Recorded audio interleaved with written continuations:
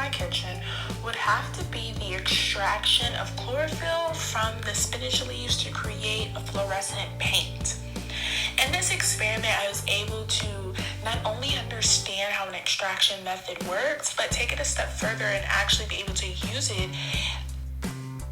In order to be able to perform this experiment at home, I had to understand the purpose of an extraction. So in this experiment, there were two different types of extractions. There was a solid liquid to be able to give the chlorophyll just the pigment to release from the spinach leaves.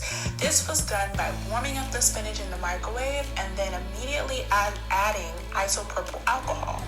The addition of the isopropyl alcohol and allowing this mixture to sit for about 5 minutes allow for the protein bound in chlorophyll to release from the spinach and just release as pigment. Once this was done, then we got to the good stuff. The liquid extraction was able to begin. By introducing the vegetable oil to create two immiscible layers between the oil and the alcohol water mixture, we were able to move the pigment from the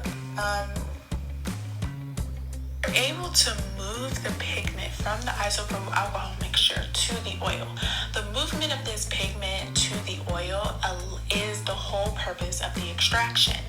We want this to move so that light compounds combine, and since the oil is less dense than the water, the oil formed the top layer, and we can see, or I could see, as the experiment progressed, there was more and more of a darkening of the top layer, and the bottom layer was lightening a little bit. Although my experiment did not become as light as the experiment in the PowerPoint, there was a separation, and you could see a line beginning to form.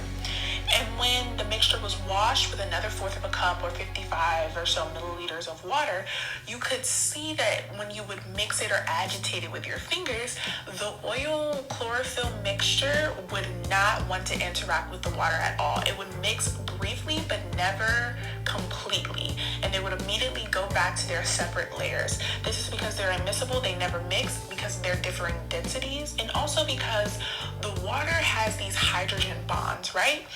And water does not want to give up their hydrogen bonds to be able to mix with the oil. So that's why they are immiscible and they will never mix together. So being able to actually use what was created in the lab was something that was very different than what I've experienced before. Everything is very conceptual and practical, but we lacked application when we were in schools, like real world scenarios. So being able to understand what an extraction does, even using Ziploc bags and measuring cups instead of beakers and motors and pastels, you were still able to learn about the extraction and also apply it to a real life situation, making paint, and it was something fun to do. And so since I bought black paper and put it under a UV light, I was also able to see how cool it was in the different colors. Even though the paint was this chlorophyll color, under the UV light it was this maroon reddish color.